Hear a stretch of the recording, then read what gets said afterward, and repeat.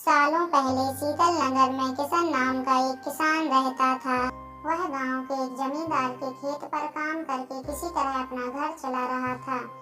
पहले किशन के भी खेत थे, लेकिन उसके पिता के बीमार होने के कारण उसे अपने सारे खेत बेचने पड़े। मजदूरी में मिलने वाले पैसों से पिता का इलाज कराना और घर का खर्च चलाना मुश्किल हो रहा था। वो हर दिन सोचता कि कैसे घर की स्थिति को बेहतर किया जाए। आज भी इसी सोच के साथ किशन सुबह सुबह जमींदार के खेत पर काम करने के लिए निकला।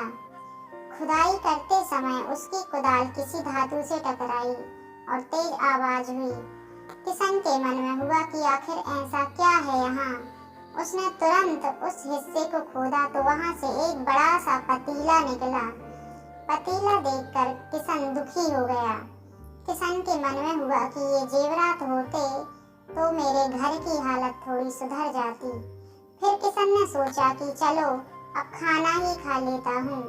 किशन ने खाना खाने के लिए अपने हाथ की कुदाल उस पतीले में फेंक दी और हाथ मुंह धोकर खाना खाने लगा।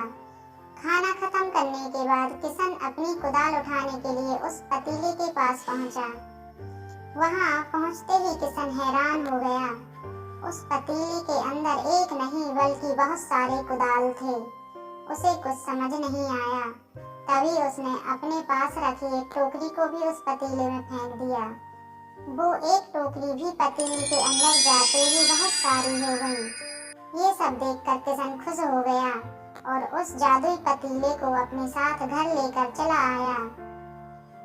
वो हर दिन उस बर्तन में अपने कुछ औजार डालता और जब वो ज्यादा हो जाते तब उन्हें बाजार जाकर बेच आता।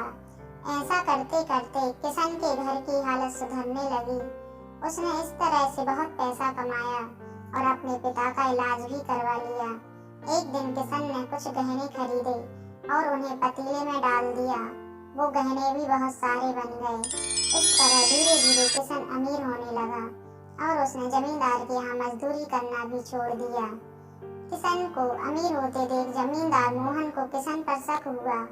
वो सीधे किशन के घर पहुंचा। वहां जाकर उसे जादुई पतीले के बारे में पता चला। उसने किशन से पूछा, तुमने यह पतीला कब और किसके घर से चुराया?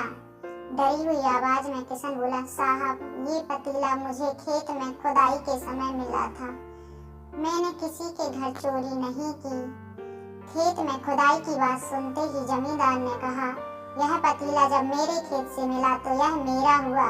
किशन ने जादुई पतीला ना लेकर जाने की बहुत मिन्नतें की, लेकिन जमींदार मोहन ने उसकी एक नहीं सुनी। वो जबरदस्ती अपने साथ वो जादुई पतीला लेकर चला गया। जमींदार ने भी किशन की ही तरह उसमें सामान डालकर उन्हें बढ़ाना शुरू किया। एक दिन जमींदार ने अपने घर में मौजूद सारे गहने एक एक करके उस पतीले में डाल दिए और रातों रात बहुत अमीर हो गया।